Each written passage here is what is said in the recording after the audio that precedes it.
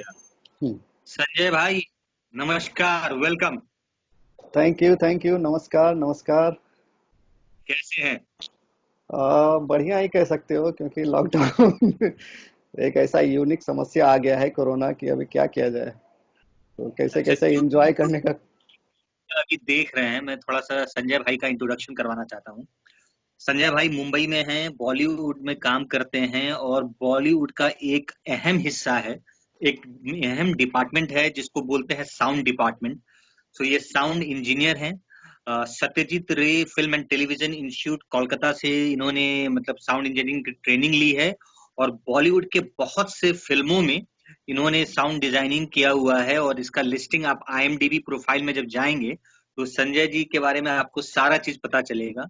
और मेरे कम से कम 10-15 साल से मित्र हैं, मैं बहुत अच्छी तरह से जानता हूं इनको।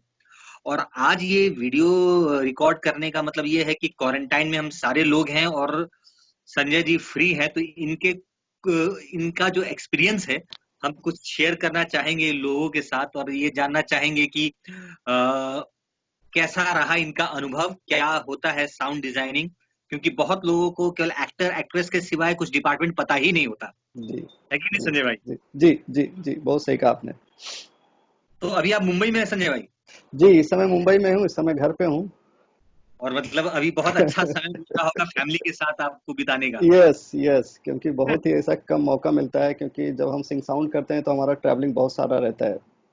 ओके। तो बट अच्छा, ये एक बात बताइए संजय भाई, जब बॉलीवुड में जब भी लोग फिल्म की बात सोचते हैं या कोई भी सोचता है तो सबसे पहले हीरो बनने की कोशिश करता है, या मतलब अगर फीमेल हो तो हीरोइन बनने की कोशिश करते हैं। तो आपका हाँ, दिमाग कैसे आया कि मैं साउंड की तरफ जाऊं? एक्चुअली सच बताया जाए तो मुझे कुछ आइडिया नहीं था।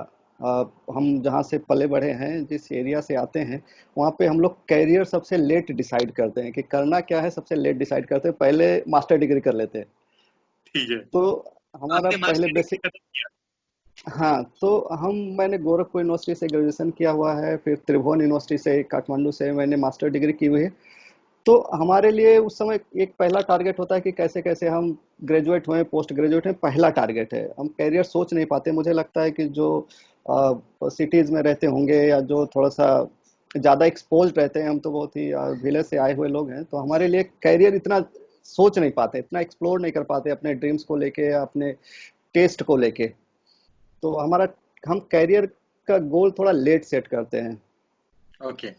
तो जब एमएससी कर रहे थे उस समय आइडिया होता था थोड़ा थोड़ा कि फिल्मों की पढ़ाई होती है, जैसे film and television institute of India Pune में आइडिया था।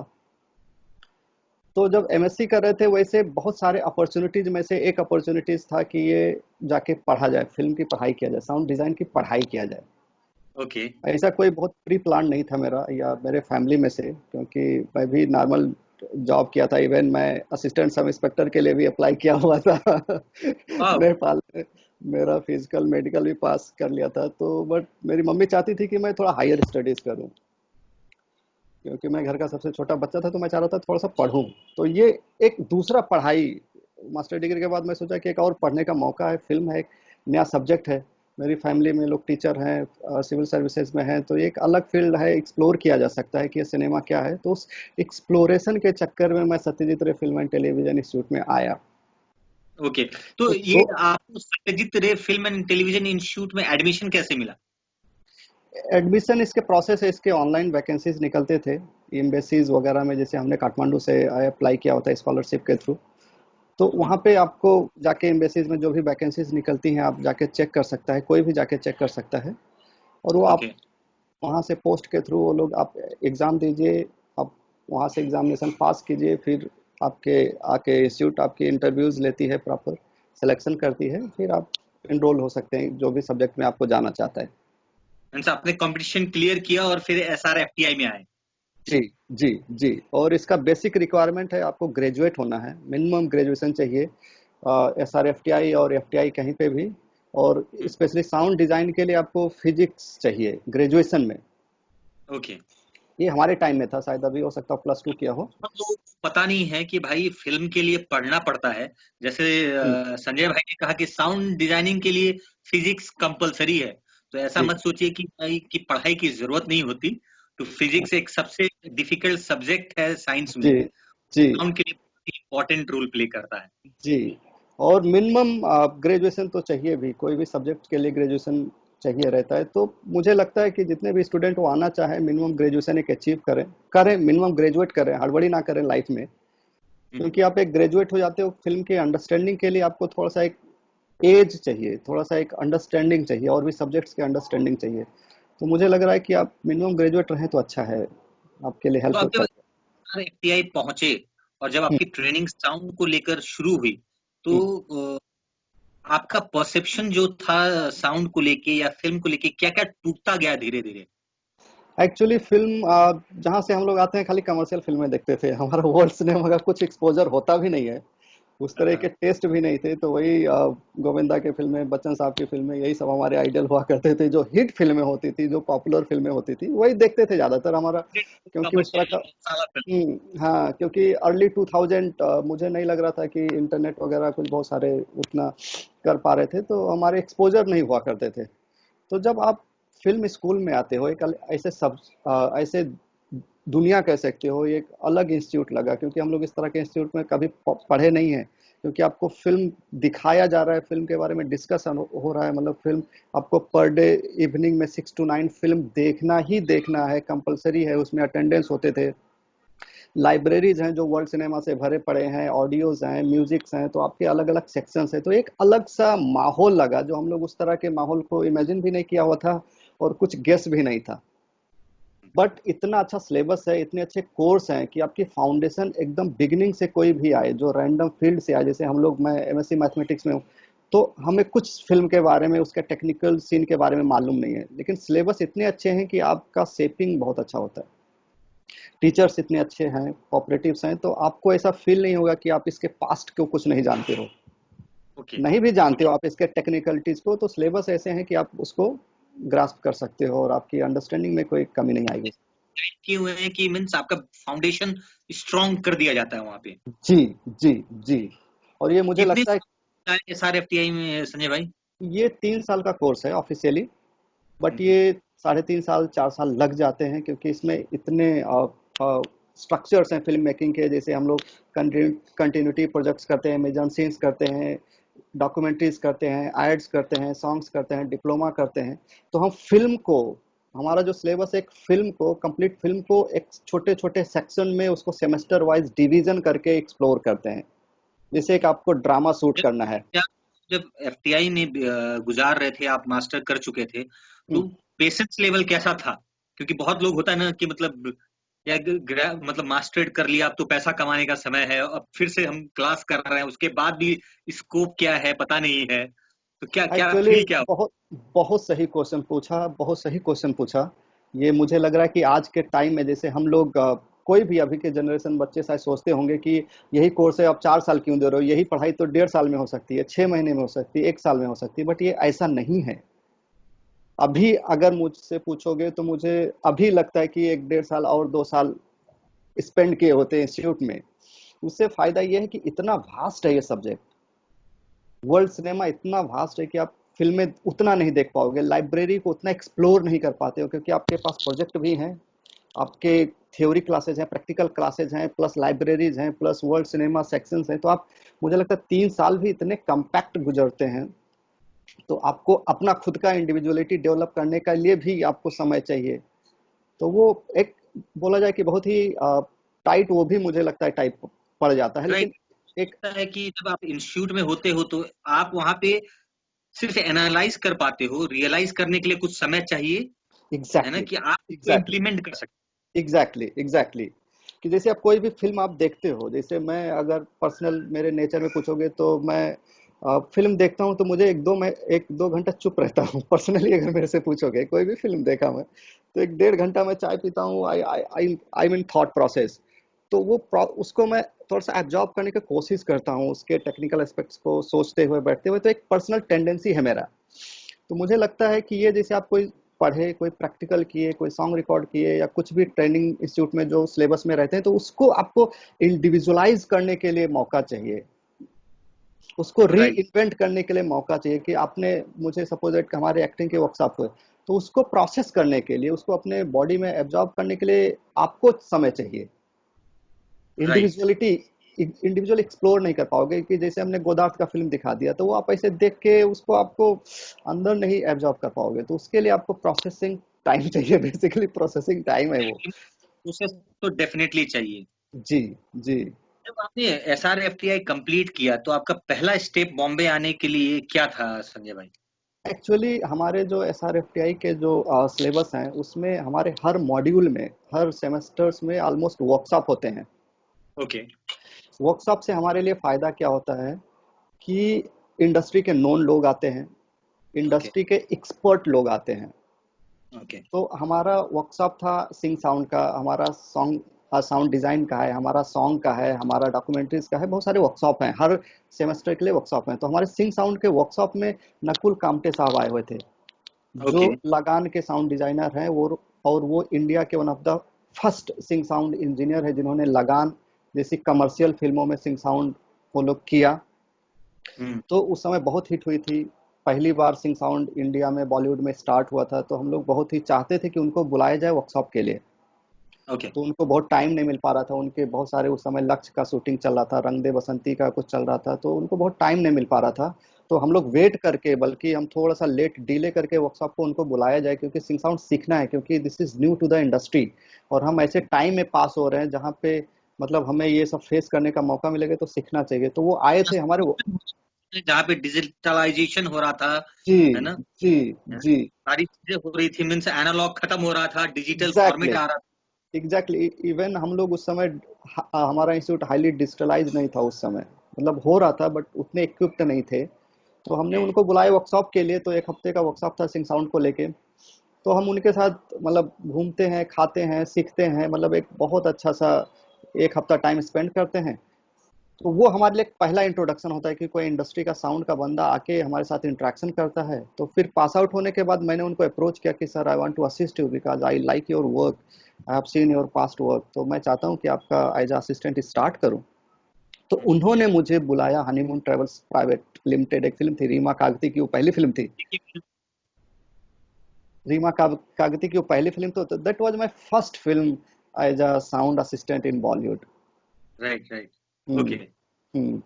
तो ये मेरा एक बेसिकली एंट्री वहां से मिला। तो ओके। वो मेरी फिल्म थी। उसके बाद मैंने सेकंड फिल्म तारे जमीन पे किया उन्हीं के साथ, फिर ओम शांति ओम उन्हीं के साथ किया, दिल्ली 6 किया, द विस्परर करके किया, लॉयंस ऑफ पंजाब, बहुत सारे फिल्में उनके साथ as a chief assistant, as a sync sound assistant, as a sound design assistant, मतलब काफ़ी फिल्में उनके साथ किया, काफ़ी कुछ सीखने को मिला। उनकी ओके। पर्सनालिटी, उनके एस्थेटिक्स, क्योंकि he is one of the top, still I say he is one of the top and leading sound designer in Bollywood भी है। अच्छा, मुझे एक बात बताइए, अगर जी। आपको बहुत जो भी ऑडियंस अभी आपको देख रही है और उनको पता नहीं है साउंड डिजाइनिंग क्या होता है, और हम्म। उनको सिर्फ पता होता है कि भाई लाइट, कैमरा और हम्म। मतलब ये साउंड का जो वो फॉर्मेट है, जी। उसमें से उनको हीरो हीरोइन दिखते हैं, तो अगर आपको समझाना हो कि व्हाट इज साउंड डिजाइनिंग, तो हम्म। बहुत ही शॉर्टकट में अगर समझाना हो तो कैसे समझाएंगे? हाँ, तो देखिए जैसे साउंड डिजाइन, हमारे पहली बात तो फिल्म दो चीजों का कॉम्बिनेशन है, एक ऑडियो और वीडियो का एक कॉम्बिनेशन है, जिसमें वीडियो अपना रोल प्ले करता है, ऑडियो अपना रोल प्ले करता है। तो ऑडियो का टोटल जिम्मेदारी जितना हम फिल्मों में सुनते हैं, एक लेमैन की तरह से बोला जाए तो वो एक साउंड डिजाइनर के थ्रू, साउंड इंजीनियर के थ्रू या साउंड टेक्नीशियन के थ्रू हैंडल किया जाता है वो पार्ट। ओके। साउंड डिजाइन के दो सेक्टर्स हैं, एक शूटिंग पार्ट है और एक पोस्ट प्रोडक्शन है। शूटिंग पार्ट्स में हम लोग क्या करते हैं कि लाइव रिकॉर्डिंग करते हैं, जितने भी एक्टर का परफॉर्मेंस है, जो भी आप स्क्रिप्ट लिखता है कोई भी डायरेक्टर, कोई भी फिल्म मेकर जो कहानी लिखती है, उसमें जो भी डायलॉग्स पोर्शन होते हैं वो हम चाहते हैं कि इसका डबिंग ना करना पड़े।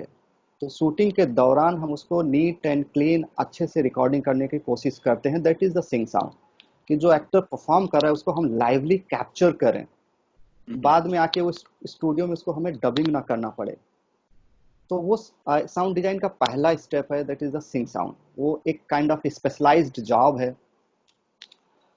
उसमें भी एक एक्सपर्टी चाहिए, डिफरेंट सेट ऑफ टेम्परामेंट चाहिए, डिफरेंट अप्रोच चाहिए। तो वो एक बहुत अहम पार्ट है। जैसे मेरी फिल्म अभी केसरी मैंने सिंग साउंड किया हुआ है, मेरी प्रस्थानम है, या मैं नकुल कामटे साहब लगान में पहली बार वो सिंग साउंड लेके आए हुए थे।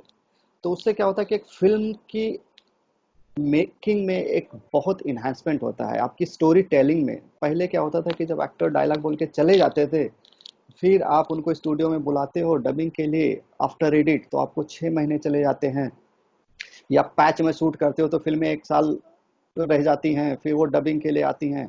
तो उस समय हम्म। एक्टर एक दो फिल्म कर लिया होता है, तो उसको कैरेक्टर्स याद नहीं रहते, वो इमोशन याद नहीं रहते हैं, वो स्टोरी का कनेक्टिविटी खत्म हो जाता है। तो डबिंग सबसे फेक लगते थे जब आप थिएटर्स में देखते थे या बाद में देखते थे, तो फेक लगता था। या अभी टेम्परामेंट नहीं है उस तरह के एक्टर्स में कि आप प्रॉपर डिसिप्लिन में आए, होमवर्क करके आए, फिर से डबिंग स्टार्ट होने से पूरे फिल्म का स्क्रिप्ट पढ़ें, फिल्म एक दो बार देखें। आप स्टूडियो में आए तो आप थोड़ा सा पेशेंसली आए कि आपके पास 2-4 घंटे टाइम हो, आपको खत्म करने के अप्रोच से ना आए। Again hmm. Basically it's recreating the whole performance, so that is very difficult actually in film making. जिन लोगों का मुझे लगता है डबिंग में परफॉर्मेंस अच्छा दिखा है, वो इस सदी के महान नायक ही रहे हैं कि डबिंग एक्चुअली करना। और बहुत मतलब सही। मतलब मैं खुद एक्टर हूं, तो मुझे हमेशा डर लगता है डबिंग से, कि मुझे हम्म। क्या लगता है कि यार मैंने वो जो इमोशन क्रिएट किया उसको रिक्रिएट करना मीन्स वो या तो मिमिक्री करूंगा मैं अगर डबिंग, करेक्ट। और original performance with sound means जिन जिन लोगों ने किया है, मतलब उनके लिए तो मतलब क्लैप बहुत जरूरी है कि जो actually actually actually actually actually clap ही बात है। प्लस वो मुझे जो रियलाइज हुआ इतने सालों में काम करते हुए कि dubbing is a very advance form of the acting, advance form of the acting. मतलब जो एक्टर हैं उनको अगर डबिंग अच्छे से आता है, मतलब they are the very advanced actor. उसके लिए एक अलग टेम्परामेंट का जरूरत है, उसके लिए आपको एक अलग बॉडी लैंग्वेज की जरूरत है। तो डबिंग एक्चुअली बहुत डिफिकल्ट है। डबिंग में लोग परफॉर्मेंस इनहांस करते भी थे, सिंग साउंड से भी लोग इनहांस करते हैं, बट वो वही लोग हैं जिनके अंदर काफी डिसिप्लिन है और काफी स्किल्स को समझते हैं, वॉइस मॉड्यूलेशन को समझते हैं। जैसे मैं एक एग्जांपल के तौर पे दूं कि अभी के जनरेशन, जो कहना नहीं चाहिए, हम लोग भी अभी के जनरेशन में आते हैं, बट मैक्सिमम टाइम जिम में स्पेंड करते हैं। तो अब वो है कि आप अपने वॉइस मॉड्यूलेशन पे काम करो, अपने पिचिंग पे काम करो, अपने लैंग्वेज पे काम करो, अपने डिक्शन पे काम करो, अपने प्रोनाउंसिएशन, मतलब बहुत सारा ऑडियो पे काम है। हम अपने बॉडी लैंग्वेज को चीट कर सकते हैं, लेकिन जब आपके मुंह से आवाज निकलती है वो आप चीट नहीं कर पाओगे। उसके लिए एग्जैक्टली। वो तो ऑथेंटिसिटी। एक तो मीन्स आपकी फिल्म के कैरेक्टर के हिसाब से आप बना लोगे, मगर वॉइस कैसे बनाओगे? उसके लिए जी, तो रियाज चाहिए ही। एग्जैक्टली वही चाहिए। तो वो थोड़ा सा हमारे लिए डिफिकल्ट हो रहा था, अच्छे फिल्म मेकिंग में हम लोग कंट्रीब्यूट नहीं कर पा रहे थे। That's why sync sound is helping a lot in the film making. अभी आप प्रिफर क्या करते हो अगर कोई भी डायरेक्टर स्क्रिप्ट लेके आता है और पूछता है कि मुझे डबिंग करना है, सिंग साउंड करना है, तो आप उसको सजेस्ट क्या करते हो सबसे ज्यादा? देखिए, बहुत सारे जो ओल्ड जनरेशन्स हैं, मतलब कह सकते हो, जो आप जैसे ऋषि कपूर साहब हैं, इनका शुरू में हुआ करता था कि मैं डब करूंगा, क्योंकि they are very much close with dubbing. Dubbing उनको मजा आता था, वो इंजॉय करते थे। बहुत सारे एक्टर्स हैं सीनियर में हैं जो सिंग साउंड के साथ उतने कंफर्टेबल्स नहीं है, तो ओके। उनको डबिंग बहुत मजा आता था। लेकिन they are very good in dubbing. जैसे मैंने फिल्म में किया हुआ साउंड डिजाइन 102 नॉट आउट, वो दोनों हाँ। डब, मतलब उसमें पूरा फिल्म ही डबिंग है, क्योंकि उसमें डायरेक्टर भी सिंग साउंड उतना प्रिफर नहीं करते थे। प्लस सबको प्रोस्थेटिक्स मेकअप्स वगैरह है, तो हाई टेम्परेचर बॉम्बे जैसे टाइम में आप शूट कर रहे हो, तो वहाँ पे हम्म। सिंग साउंड के लिए आपको एसी बंद करना है, कूलर बंद करना है, फैन बंद करना है। आप हैवी लाइट्स एचएमआई वगैरह लगा के बैठे हो घर के अंदर, सब कुछ स्विच ऑफ किए हो। तो एक्टर लोगों ने डिसाइड किया हुआ था मिलके डायरेक्टर्स कि हम लोग इसको डब करेंगे। बट लकी मैं था कि इतने अच्छे फाइन एक्टर हैं कि उनके साथ डबिंग में आपको कोई डिफिकल्टीज नहीं है। हम्म। बट इसके मतलब ये नहीं है कि आप पूरा फिल्म आप डब करो। एक तो ये है कि इसके लिए बहुत टाइम कंज्यूमिंग है, टाइम आपको खुद बहुत सारे देने हैं, बहुत पेशेंसली हैंडल करना है। प्लस सिंक साउंड अगर है, हम लोग के पास टेक्नोलॉजी है, हमारे पास फैसिलिटीज हैं, तो हमें सबसे बेस्ट एडवाइस यही है कि हम डबिंग में सोचे ही नहीं।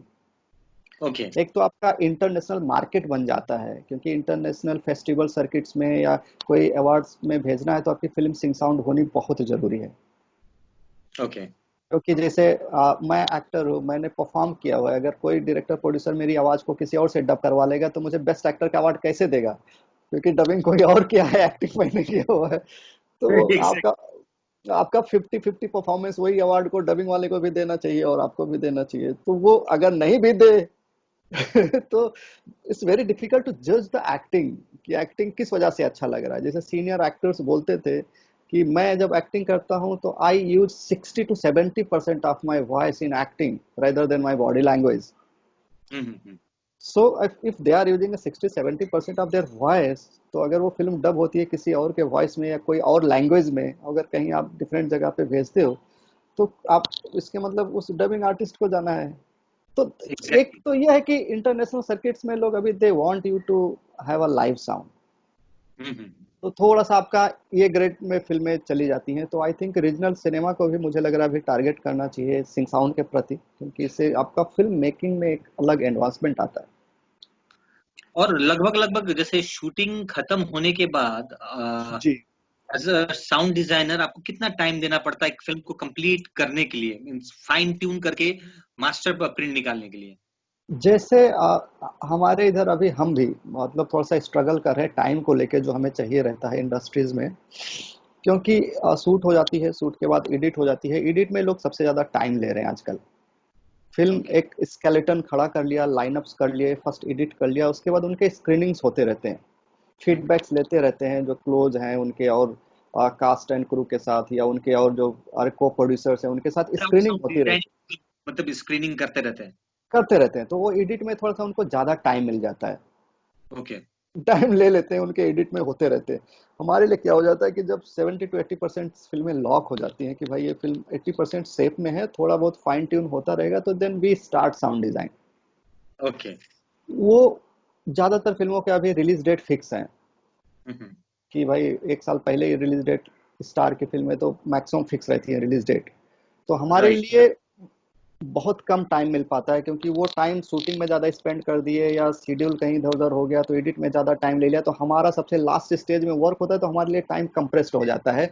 लेकिन भी नॉर्मली रिकमेंड कि एटलीस्ट मुझे 2 to 3 मंथ्स मिनिमम दो, 3 मंथ्स मिनिमम दो एक बेटर एक डिसेंट साउंड डिजाइन के लिए। ओके। क्योंकि ये इतना क्रिएटिव प्रोसेस है, इसमें टाइम चाहिए। और ये फिल्म हम भी जब फिल्म स्टार्ट करते हैं तो हमें समझ में नहीं आता कि एज अ साउंड डिजाइनर ये फिल्म को हम कहाँ ले जा पाएंगे। आइडिया नहीं रहता है, एक स्केलेटन रहता है, एक फाउंडेशन रहता है, बट ये स्टेप बाय स्टेप है।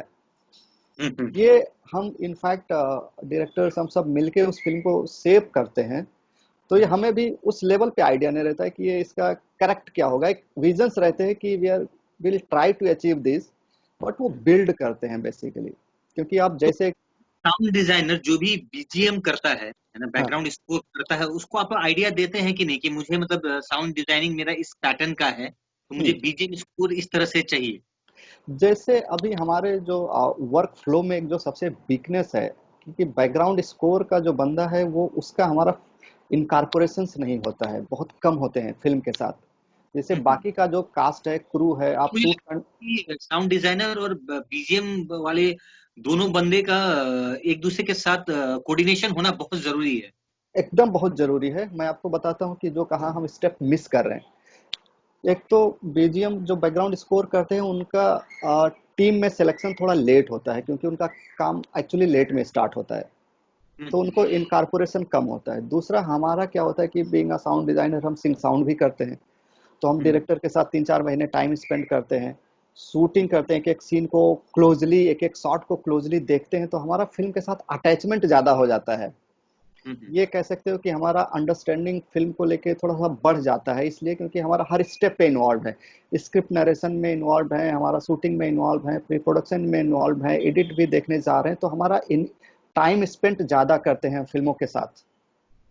ओके। जैसे एक डायरेक्टर एक हमसे भी ज्यादा टाइम स्पेंड करता है फिल्म के साथ, क्योंकि वो स्क्रिप्ट डिस्कशन कैमरामैन के साथ करता है, कॉस्ट्यूम के साथ करता है, मेकअप के साथ करता है, आर्ट डायरेक्शन के साथ करता है, साउंड के साथ करता है, तो वो अकेला बंदा 10 लोगों के साथ वही स्क्रिप्ट के साथ डिस्कशन करता है, तो वो हमसे बेटर समझ सकता है स्क्रिप्ट को। मैं साउंड वाइज बेटर समझ सकता हूँ, लेकिन ओवरऑल उसका अंडरस्टैंडिंग, क्योंकि same thing is coordinating with 10 people. Okay. तो करेक्ट करेक्ट करेक्ट।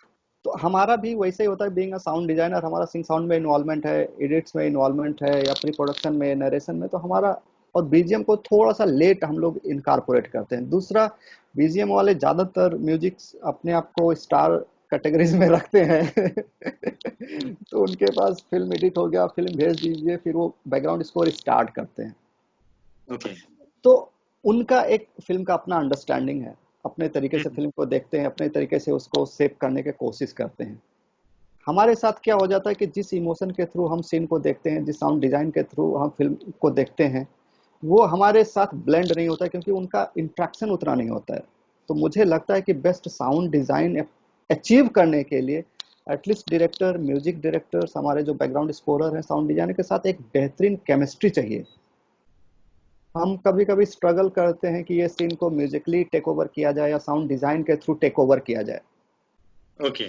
तो वो कन्फ्लिक्ट बन जाता है। उसमें क्या हो जाता है, कभी कभी डायरेक्टर्स का भी अप्रोच डायरेक्टर्स को भी समझ में नहीं आ पाता है। मतलब ये स्टेप है, इतना स्कैन नहीं कर पाता है, क्योंकि एक आप कोई बिल्डिंग स्टार्ट करते हो तो ये इस फ्लोर बाय फ्लोर ग्रो करता है बिल्डिंग्स। तो सेम फिल्म मेकिंग भी है, कि जैसे अभी मैं एक एग्जांपल दूं, जो मेरा बहुत फेवरेट फिल्म है, आई थिंक सबका फेवरेट फिल्म होगा, सेविंग प्राइवेट रैन। ओके। बिगनिंग फाइट है जिसमें अमेरिकन आर्मीज फाइट करती है जर्मन से, वो 20 to 25 मिनट्स का वॉर सीक्वेंस है, ऑस्कर विनिंग फिल्म है, और कोई बैकग्राउंड स्कोर नहीं है। तो अब एक करेजियस डिसीजन है कि आप अरे आधे घंटा फिल्म का एकदम स्टार्टअप आप कोई बैकग्राउंड स्कोर यूज नहीं कर रहे, ओनली साउंड डिजाइन। तो एक करेजियस डिसीजन भी है। हम बीइंग अ डायरेक्टर प्रोड्यूसर्स कभी कभी वो हिम्मत नहीं दिखा पाते हैं कि ऑडियंस सो ना जाए, ऑडियंस बोर ना हो जाए, या ऑडियंस को इमोशनली लैक ना हो। तो वो मतलब एक ज्यादातर कमर्शियल, मतलब जो एशियन फिल्म्स हैं, है ना, हम्म, उसमें तो साउंड डिजाइनिंग से ज्यादा कोशिश करते हैं कि बैकग्राउंड म्यूजिक इतना इमोशनल हो जाए या फिर हाँ, मतलब रोमांटिक हो जाए कि लोग मतलब उसी के साथ ग्रैब रहे। एक्चुअली बहुत सही आपने कहा, क्योंकि हमारे इधर सेम इमोशन, सेम स्टोरी को वो म्यूजिक के थ्रू कन्वे करना चाहते हैं, वो एक तरीका है। बट हम्म। ऐसा नहीं है। जैसे हम बहुत सारे फिल्मों देखते हैं, अभी तो इंटरनेशनल फिल्मों में बहुत कम हो रहा है बैकग्राउंड स्कोर, क्योंकि आप हम्म। परफॉर्म करो एज अ एक्टर। हम्म। आपके एक्टिंग से मुझे आंसू आने चाहिए, आपके रोने से मुझे ऑडियंस रोना चाहिए। उसमें हम जब बैकग्राउंड अटैच कर देते हैं, तो बैकग्राउंड आइदर बहुत अच्छा होना है, नहीं तो कभी हम्म। कभी वो सीन को उल्टा गड़बड़ कर देता है। तो एक्टर के साथ हम जुड़ नहीं पाते हैं, क्योंकि वो ऊपर से टेक ओवर कर लेता है बैकग्राउंड स्कोर। हम्म। तो जो मैग्नेटिज्म एक्टर के एक्टिंग में है, वो बल्कि हमें अंदर पुल करना चाहिए। तो एग्जैक्टली। ये ऐसा नहीं है कि साउंड डिजाइन को ही खराब करता है, वो एक्टर के परफॉर्मेंस को भी, मतलब अंदर, ऑडियंस को अंदर लेने नहीं देता है। वो कभी कभार, कभी कभी वर्क करते हैं, कभी कभी नहीं वर्क करते हैं। बैकग्राउंड स्कोर का ऐसा सीन है कि वो आइदर वर्क करेगा, आइदर वो वर्क नहीं करता है। उसका दो ही पहलू है, आइदर सीन में हेल्प करेगा, आइदर एकदम सीन को खराब कर देगा। बर्बाद कर देगा सीन को। बहुत ट्रिकी है बैकग्राउंड स्कोर पे काम करना, उसका अंडरस्टैंडिंग राइट होना। एज एन डॉक्टर आपका रोल आता है कि जब हाँ बीजीएम आप पहुंचे तो जी, कितना उसके लेवल पर रखना है, नहीं रखना है ना। Exactly exactly. तो हमारे लिए जैसे जब हम साउंड डिजाइन स्टार्ट करते हैं, तो साउंड डिजाइन के तीन चार पहलूज हैं। सिंग साउंड फिल्म में है, तो हम उसको डायलॉग्स को क्लीन अप करते हैं सबसे पहले। ओके। एक्टर्स के परफॉर्मेंस को राइट करते हैं, एक्टर्स के टोन कैसा चाहिए, उसका करेक्टर्स कैसा है, उसका मॉड्यूलेशन कैसा है। तो हम सेपरेटली पूरे फिल्म के डायलॉग्स को सेपरेटली हैंडल करते हैं। उसके बाद हमारा एक सेक्शन है फोली, जो हम्म। एक्टर्स के लाइव परफॉर्मेंस को हम इनहांस करते हैं, कि जैसे एक्टर्स का चलना, उठना, बैठना, मारपीट, जो भी बॉडी जेस्चर्स है। होली पता नहीं है ये, मतलब फिल्म का बहुत इंपॉर्टेंट हिस्सा है। जो आप जी छोटी छोटी भी नॉइज सुनते हो, गाड़ी का पास होना, हवा, है ना, जी सांस लेना चलते जी, समय, मतलब एकदम माइन्यूट माइन्यूट चीज फोली में आता है। एग्जैक्टली exactly, कि जैसे आप कोई एक्टर है, रूम में है, उसका कंफ्लिक्ट हुआ है फादर से, और वो रूम से बाहर निकल गया, तो दरवाजा एक बंद करके जाएगा। तो हमारे लिए ये है कि ये इसके एंगर्स को कितना दिखाना है, बहुत एंगर्स दिखाना है, मीडियम एंगर दिखाना है, लो एंगर दिखाना है। तो हमारा डोर सट का साउंड जो रहेगा, वो उसके एंगर्स को हाईलाइट करेगा। अगर बहुत तेजी से दरवाजा हमने बंद कर दिया, तो मतलब इज वेरी एंग्री। थोड़ा सा झटके से बंद किया, मतलब it's like medium kind of angry. तो उनकी हम्म। चाल से, उनके ढाल से हम इनफैक्ट परफॉर्मेंस को इनहांस करते हैं, कि जैसे किसी ने एक थप्पड़ मारा, तो थप्पड़ के लाउडनेस से उसका एंगर हम डिफाइन करते हैं। तो साउंड ओके। डिजाइन भी आपके एक्टिंग के ग्राफ को अप डाउन कर सकता है। तो असली साउंड डिजाइन है कि आपके चाल के साउंड्स, आपके बॉडी लैंग्वेज, आपके फुट स्टेप के साउंड से आपका पता चलेगा कि आपका बॉडी वेट क्या है आपका, क्या अग्रेशन है बॉडी लैंग्वेज का, जैसे एक आर्मी का वॉक है, एक नॉर्मल वॉक है, एक रोमांटिक वॉक है, एक वैसा। तो हम उस हिसाब से उस करेक्टर को डिफाइन करते हैं थ्रू साउंड। हम्म। तो Foley is a kind of a process where we recreate all live action of the actor. जितना भी ऑन स्क्रीन पे एक्टिविटी हो रहा है एक्टर्स का भी, recreate those action through the sound. Great तो ग्रेट। हाँ, तो और इनफैक्ट जैसे अभी रिसेंटली आप जितनी भी फिल्म आई है, हम्म। मैं जब याद करता हूँ तो एक है सांघाई, है ना, जी जी जो जिसके लिए आपको बेस्ट साउंड डिजाइनिंग का जी अवार्ड मिला, है जी ना। उसके बाद जी अभी केसरी, जी है ना, दोनों जी है। जी तो सांघाई में बहुत क्राउड है, तो जी। इसके ना इसका फोली क्रिएट करने के लिए मतलब आपने कैसे किया, मतलब या फिर सोचा कैसे? आई थिंक डायरेक्टर के साथ मतलब क्या कोऑर्डिनेशन रहा आपका? एक्चुअली मेरा साउंड का एक्सपीरियंस बहुत ही यूनिक एक्सपीरियंस है, क्योंकि मैं जब पहली बार दिवाकर से मिला तो उन्होंने बहुत शॉर्ट लैंग्वेज में बोला कि there is no background score in this film, okay. So mean whatever you have to do. Exactly. So there is no background score in the film. So whatever you have to do, you have to do on a location. Whatever sound you need, whatever foley, live effects, dialogue, whatever you need, you have to capture from the location. क्योंकि I don't want my film to sounds like a designed film. Okay. कि ऐसा ना लगे कि आप studio में जाके उस साउंड को डाले हो। आप स्टूडियो में जो भी साउंड यूज करना है, that everything has to be collected from the location. एक बेसिक ब्रीफ था उनका कि there is no background score, तो sound design is the only background score. Okay. So ये ऐसा लैंग्वेज अगर जब हम सुनते हैं डायरेक्टर से, तो हमारे लिए कॉन्फिडेंस बढ़ जाता है, चैलेंज तो बहुत ही बढ़ जाता है। क्योंकि उससे पहले उतना डिफिकल्ट फिल्म मैं किया भी नहीं था। उससे पहले मैं तीन थे भाई वगैरह, बहुत सारे कुछ हाइट्स वगैरह बाकी चीज़ें पोस्ट प्रोडक्शन वगैरह करता था। उतना मेरा एक्सपोजर सिंग साउंड को लेके भी नहीं था।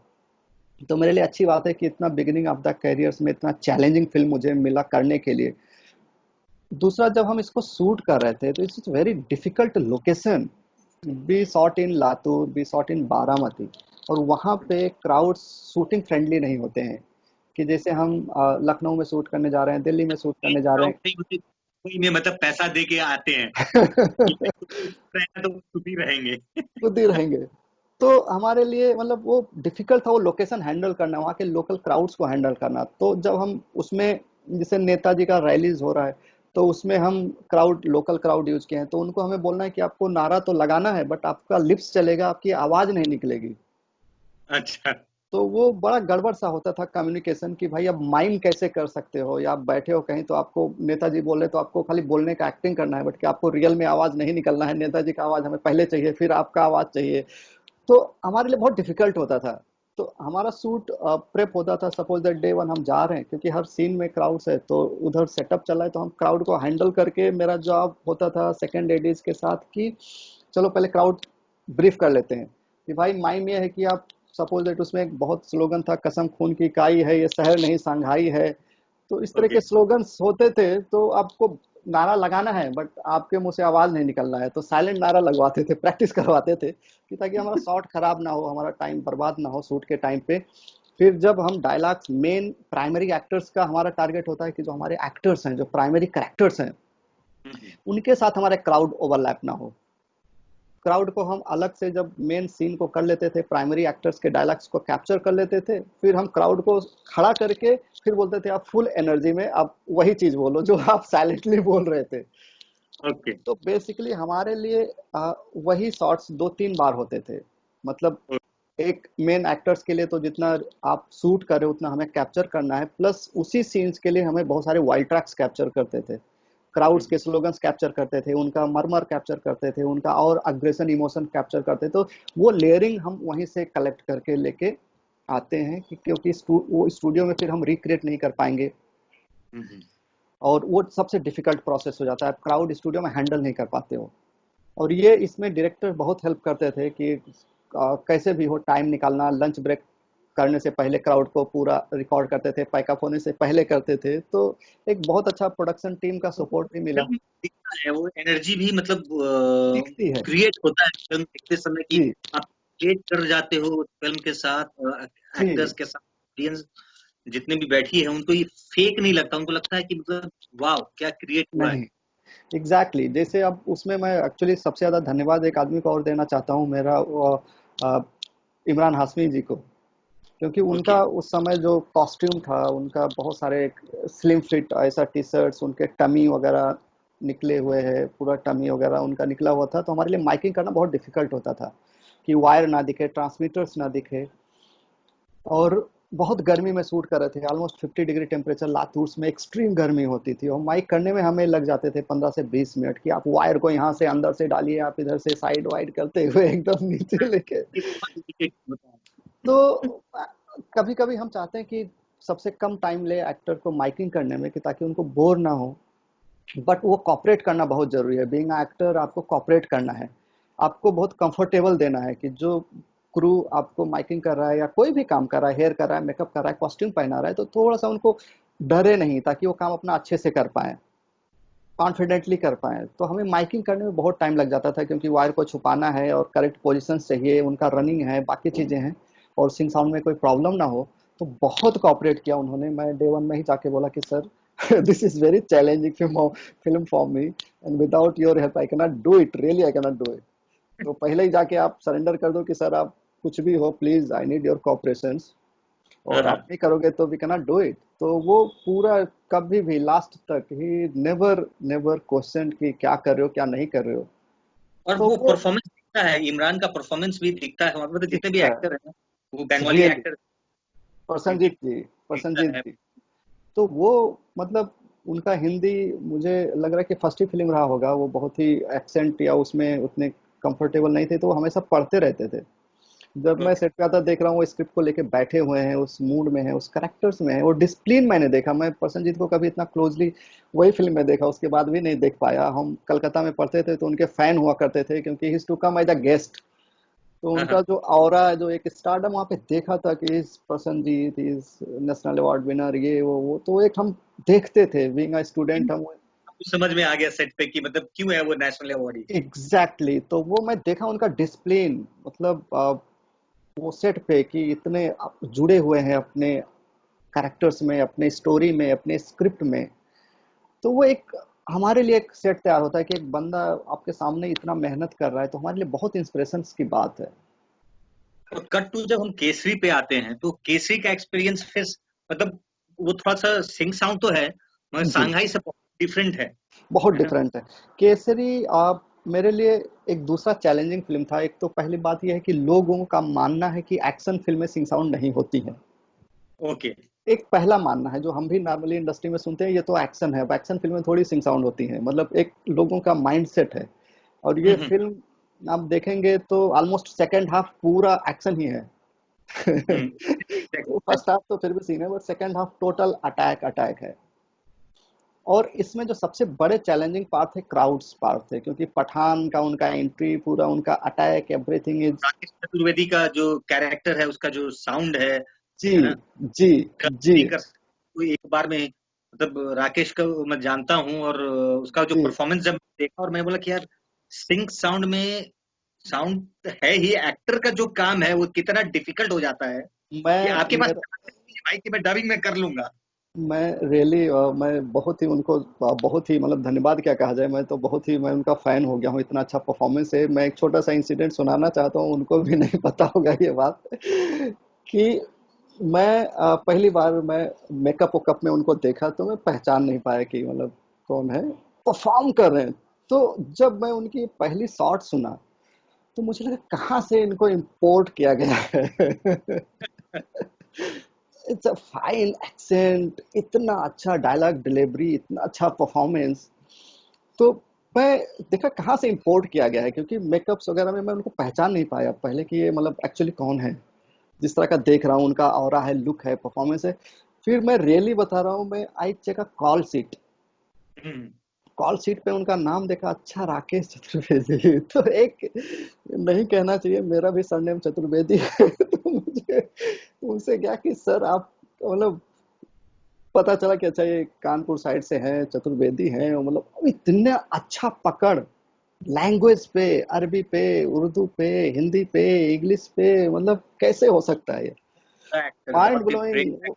कि पूरा फातिया पढ़ रहे हैं, मतलब बाप रे बाप, मैं तो ऐसा, मैंने गुरुजी तो वो एक हमारे लिए भी एक बहुत अच्छी बात हो जाती है कि इतना अच्छा परफॉर्मेंस कर रहे हैं एक्टर्स, इतना मेहनत कर रहे हैं, इतना तैयारी करके आया हुआ है, तो वो बर्बाद नहीं जाना चाहिए। That's we should have a responsibility being a sync sound engineer कि एक्टर इतना होमवर्क करके आ रहा है, इतना मेहनत करके आया है, इतना लैंग्वेज पे काम कर रहा है, ये बर्बाद नहीं होना चाहिए किसी का।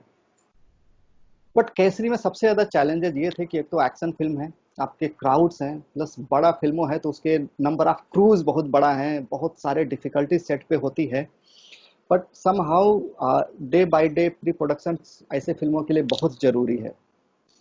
आप अच्छा मीटिंग करें, एडी टीम के साथ अच्छा मीटिंग करें कि भाई आप, मेरा अप्रोच ये है कि मैं पिन ड्रॉप साइलेंस चाहिए, मुझे पूरा सपोर्ट चाहिए, मुझे क्राउड्स हैं जो अलग से सेपरेटली वाइड ट्रैक चाहिए। क्योंकि जब लगता है कि 10,000 पठान हैं तो 10,000 पठान लगे कि स्क्रीन पे दौड़ रहे हैं, उनका स्क्रीम, उनका चिल्लाना, उनका साउटिंग वो रियल लगना चाहिए। वो हम मुंबई के किसी स्टूडियो में क्रिएट नहीं कर पाएंगे, क्योंकि वो जिस वैली में शूट करे, वो जिस इकोसिस्टम में शूट करे, वो हम क्रिएट नहीं कर पाएंगे। एग्जैक्टली। तो ये इसमें चैलेंजेस प्रोडक्शन टीम का बहुत रहता है, एडी टीम्स का बहुत रहता है, डायरेक्टर का बहुत सारा सपोर्ट चाहिए। तो हमारा अप्रोच होता था कि सीन प्रॉपर लॉकअप के साथ अच्छे से पिन ड्रॉप साइलेंस करके शूट करना है, कोई कंप्रोमाइज साइलेंसेस में नहीं करना है। और जो जो साउंड डिजाइन के एलिमेंट्स चाहिए, जो सीन के रिक्वायरमेंट्स है, चाहे वो क्राउड्स हो, चाहे वो साउटिंग्स हो, चाहे वो स्क्रीम्स हो, या जो भी साउंड डिजाइन के एलिमेंट्स चाहिए, वो हम सेपरेटली एक्टर को बुला के, जूनियर आर्टिस्ट को बुला के हम रिक्रिएट करवाते थे सारे परफॉर्मेंस। और तो कैसा वो रहा अक्षय कुमार के साथ, मीन्स उनका क्या कॉपरेशन था? एक्चुअली मैं ढिसुम करके एक फिल्म किया था, तो उसमें बहुत ही छोटा सा रोल है अक्षय जी का। तो मैं उस समय, मतलब बाकी उसके प्राइमरी कास्ट जॉन अब्राहम और वरुण धवन साहब थे, तो मैं, मेरा उतना उस लेवल पे क्लोज इंटरेक्शंस नहीं था। मैं बस जान रहा था कि मतलब is a super super star definitely वो, मतलब उस 2 दिन के उसमें आप उतना जज नहीं कर पाते हो। बट जब केसरी स्टार्ट किया, तो he such a nice person, such a humble person, और सच अ सुपोर्टिव। मतलब मैं थोड़ा सा स्केर्ड, मेरा बाय नेचर थोड़ा सा साई हूँ, और मेरा उस तरह से बहुत अपफ्रंट होके काम करने का अप्रोच नहीं है, क्योंकि मैं बहुत पीसफुली काम करना चाहता हूँ सिंग साउंड। क्योंकि जॉब ऐसा है, आप अपने माइंड के पीस को खो दिए, मतलब आपका काम खराब हो गया। एग्जैक्टली। तो हम पहले मुंबई में शूट किए 3-4 दिन, प्लस थोड़ा सा मेरा तब केसरी तक आते आते काफ़ी मेरे पास्ट एक्सपीरियंस भी थोड़ा सा मेरा मुझे कॉन्फिडेंस दे रहा था, क्योंकि और भी प्रोजेक्ट किए हुए थे, तो थोड़ा मुझे इंटरनली कॉन्फिडेंट था कि how I have to handle it the film like Kesari, कैसे मुझे अप्रोच करना है सेट पे, कैसे परफॉर्म करना है। तो मेरा एक पास्ट एक्सपीरियंस भी मुझे हेल्प कर रहा था मेरा एक चीज़ों को लेके। बट जब डे वन हमने शूट किया, उसमें भी मार्केट का सीक्वेंस है जहाँ पे ये लोग इंफॉर्मेशन लेने के लिए जाते हैं, वो पूरा सेट बनाया होता है, एक विलेज का सेट, वहाँ पे भी बहुत सारे क्राउड्स थे, बहुत सारी चीजें थे। But is very very supportive, is very supportive. अगर वो सपोर्ट नहीं करेगा, कोई एक्टर अगर टेक्नीशियन को सपोर्ट नहीं करेगा, टेक्नीशियन अच्छा काम नहीं कर पाएगा। दैट इज रियली चीजें हैं, सपोर्ट करना है। जितने भी लोग देख रहे हैं उनको समझना ये बहुत जरूरी है। जो एक्टर्स अभी जो न्यू कमर बनना चाहते हैं, हम्म, उनके लिए भी बहुत जरूरी है कि ये आप समझिए कि सिर्फ एक्टर्स के बदौलत फिल्में नहीं चलती। हर हम्म, पिलर, हर डिपार्टमेंट उतना इम्पोर्टेंट है ना? आप एक दूसरे के साथ सिंक्रोनाइज नहीं करोगे तो शायद कहीं ना कहीं एक डिपार्टमेंट लैग कर जाएगा और फिल्म हैम्पर करेगा। दिखेगा। मतलब मेरा एक इंसिडेंट है कि हम बॉम्बे में शूट कर रहे थे, और काफ़ी गर्मी थी, हम लोग क्लाइमेक्स पोर्शन शूट कर रहे थे, तो कुछ लाइटिंग को डिफिकल्टीज हो गया। पहले हम लाइट नहीं यूज़ करने वाले थे, तो जनरेटर स्पार्किंग वगैरह को लेके, क्योंकि आप पीरियड फिल्म शूट कर रहे हो तो आपको बहुत ज़्यादा साइलेंस चाहिए। राइट। तो हमने 40-40 मिनट्स वेट करवाया है। मैं जाके रिक्वेस्ट पर्सनली किया है अक्षय सर को कि sir please we have to wait, I don't want to dub this scene. Hmm. तो परिणीति भी जी थी, तो उन्होंने बोला ठीक है, I I love to see you in dubbing. तो मैं बोला हम्म। ठीक है, definitely I love to see you all, but not in for the dubbing at least, कि I want to see it again. तो हमने वेट किया है, उन्होंने मतलब ठीक ऐसा है। और प्रेशर बिल्ड नहीं किया है, बीइंग अ स्टार ऐसा प्रेशर बिल्ड नहीं किया है कि आप अपने काम को 100% ना दे पाओ। दैट व्हाट इज लर्निंग शायद फॉर मी। मतलब वो फिल्म का जब ट्रेलर आता है, टीजर आता है, फिल्म जब आप जी देखते हो, और जी जितने भी एक्टर्स हैं वो तो कमाल के थे केसरी में, मगर जिस तरह का मतलब आप जब बाहर निकलते हो तो गूजबम्प होता है साउंड से। मीन्स वो एग्जैक्टली। आवाज जब मतलब जब वो किले में हैं और मतलब हजारों पठान आ रहे हैं, जी। है ना। मैं और अभी अभी भी मेरे सेटअप पे जब मैं फ्री टाइम में इधर लॉकडाउन को यूटिलाइज करने के लिए जब मैं सिस्टम ऑन करता हूँ, कुछ मेरे पुराने रिकॉर्डिंग्स केसरी का मैं सारे साउंड्स को निकाल के उसको एज अ फिर से लाइब्रेरी बना रहा हूँ मैं, तो मैं सुनता हूँ हाँ, तो आई फील दैट कि इतना हमने मेहनत किया हुआ है, कुछ पूरा ऑलमोस्ट 11 महीना शूटिंग में चला गया है पूरा, तो वो एक अलग इमोशनल है। बट मैं डेफिनेटली एक कहना चाहता हूँ कि अगर जो हमारे कास्ट सपोर्ट नहीं करते, बहुत सपोर्टिव है, हमारे सारे केसरी के सारे कास्ट इतने सपोर्टिव हैं, अक्षय सर मतलब इतना बड़ा स्टार होके भी इतने सपोर्ट नहीं करते, काम अच्छा नहीं हो पाता मेरा। रियली मैं सबसे धन्यवाद देना चाहता हूँ मैं कि बहुत सपोर्ट किया, और उन्होंने एक छोटा सा इंटरव्यू भी बुला के मेरा कराया कि तुम बोलो साउंड के, सिंग साउंड के बारे में, उन्होंने सिंग साउंड के बारे हम में एक्सप्लेन किया। आपने शायद जी फेसबुक में शेयर किया था। जी जी, तो उन्होंने खुद बुला के बोला, तो ये मेरे लिए तो बहुत बहुत मतलब बड़ी बात है। मैं तो कभी आई वाज नॉट एक्सपेक्टेड कि वो बोलेंगे कि आप ऐसे टेक्नीशियन हो, बहुत मेहनत कर रहे हो, तो एक इंस्पिरेशन है या एक कॉन्फिडेंस आता है कि जब कोई आपके काम को अप्रिशिएट करता है। बट काम मैं कंप्रोमाइज नहीं किया, मुझे जो चाहिए था मैं उनसे डिमांड किया, चाहे वो कैसे भी सिचुएशन में हो, और रियली उन्होंने कोई बाउंस बैक नहीं किया, रियली। अभी संजय कैसा लगता है इतने सालों का मेहनत? आप SRFTI से किस साल में पास आउट हुए? मैं 2006 में पास आउट हुआ।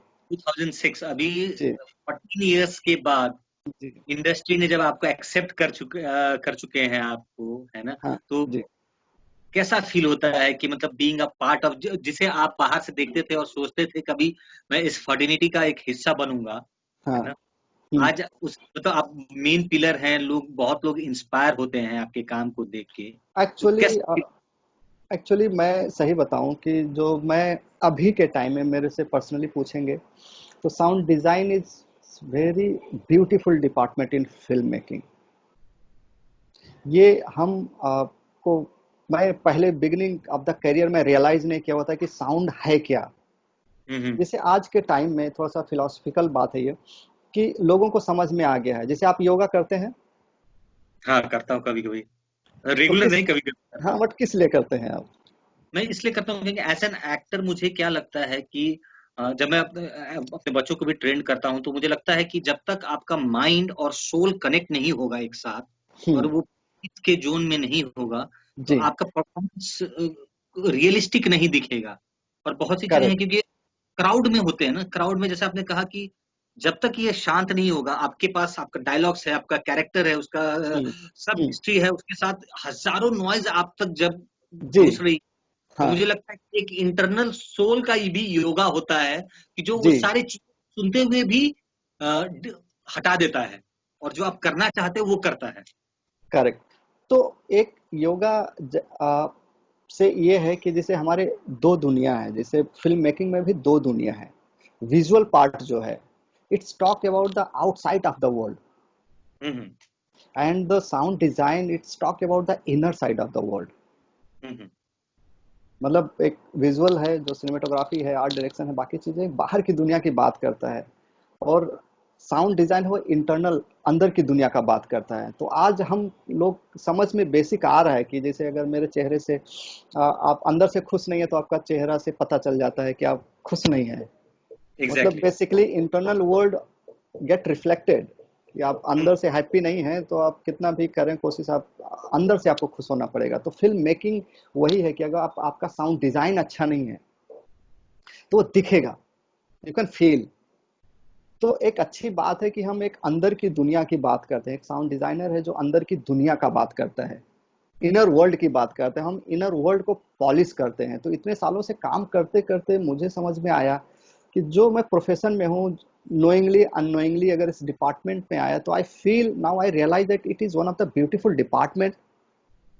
और मैं सेट पे जाता हूँ तो I feel like I am going forward doing a meditation, कि सेट पे मैं रिकॉर्डिंग करने नहीं जा रहा हूँ, I am not just going to deal with headphone and microphones. It is for me like doing a yoga, कि आप 300 3000 के क्राउड में बैठे हो, हेडफोन पहने हो, आप अपने ट्रॉली पे बैठे हो, और आप एक अच्छा डायलॉग सुन रहे हो, अच्छा साउंड इफेक्ट सुन रहे हो, लिसनिंग, आप 12 घंटा अगर सुन रहे हो तो इट्स मेडिटेशन। हम्म। और इस मेडिटेशन प्रोसेस से, या कोई भी बंदा जब दिल से काम करता है, करना भी चाहिए हर आदमी को, मेरा भी वही कोशिश है डे बाय डे कि अब दिल से काम करें, तो आपका प्रोफेशन आपको सेव करता है। जैसे एक पुलिस है, मान लो एक पुलिस वाले हैं तो उनका एक एक डीलिंग का तरीका है तो उनके पर्सनालिटी में आ जाता है, एक लॉयर्स हैं तो उनके वो पर्सनालिटी में आ जाता है, उनका बात बिहेवियर घर में भी बाहर में भी, एक उनका प्रोफेशन उनको सेव करता है। मुझे लगा मेरे साउंड, मैं नेबर कभी, आई डिडंट रियलाइज इट कि मुझे, मैं 2012 से फिर से पढ़ना शुरू कर दिया, तो I never realise it will help me to become a good student. मतलब गुड स्टूडेंट मतलब it's wrong word to say, but मेरा पढ़ाई के प्रति इंटरेस्ट जग गया। मतलब मैं बहुत सारे एग्जाम दिए, आई नेवर फेल्ड। तो मुझे ये नहीं पता कि कैसे indirectly it is helping me, कि अगर मेरा कंसंट्रेशन अच्छा हो रहा है, मेरा पेशेंस डेवलप हो रहा है, मेरा लिसनिंग कैपेसिटी से मेरा और पर्सनालिटी में निखार आ रहा है, तो मेरे लिए बहुत अच्छा बात है कि मुझे सुनने के लिए पैसा मिल रहा है, मेडिटेशन के लिए पैसा मिल रहा है, मतलब it's beautiful things. I never realise, मतलब मुझे इट्स आज भी याद है जब हम मुंबई में बैठे हुए थे, और ये जैसे आपने कहा 2012 से आप पढ़ाई कर रहे हो, आप और धीरेन एग्जाम जी देने जा रहे थे जी मुंबई यूनिवर्सिटी में। और ये मुझे मतलब उस समय एक चीज बड़ा रियलाइज हुआ कि जब लोग कमाने लगते हैं, सक्सेसफुल होने लगते हैं ना, वो सारी चीज को ब्लॉक कर लेते हैं। और जी ये बड़ा अच्छा है कि मतलब शायद यही प्रोग्रेस है लोगों का, कि जब आपके पास सारी चीज आ रही है ना, तो आप start relearning things so that you get more insight. जी आप ब्लॉकिंग कर लोगे, अपने कप को ही भर लोगे, तो फिर ये बहुत प्रॉब्लम है अभी के यूथ में कि वो रीलर्न करना नहीं चाहते। उनको लगता है कि दुनिया में मुझे सब कुछ आता है नहीं, ना। That is very wrong, that is very wrong. मुझे लगता है कि सबको, जो भी है अभी, जो तो स्टूडेंट है उनकी तो बहुत प्राइमरी रिस्पॉन्सिबिलिटी है कि आप ज्यादा से ज्यादा पढ़ें, ज्यादा से ज्यादा पढ़ें। पढ़ने से क्या होगा कि आपको एक अंडरस्टैंडिंग डेवलप होगी। एक हमारे अंदर प्रॉब्लम है जो मुझे कभी कभी लगता था, अभी भी लगता है, कि हम लोग अभी के जो जनरेशन है, किसी भी चीज को बहुत अंदर जाने का आर्ट नहीं आता है।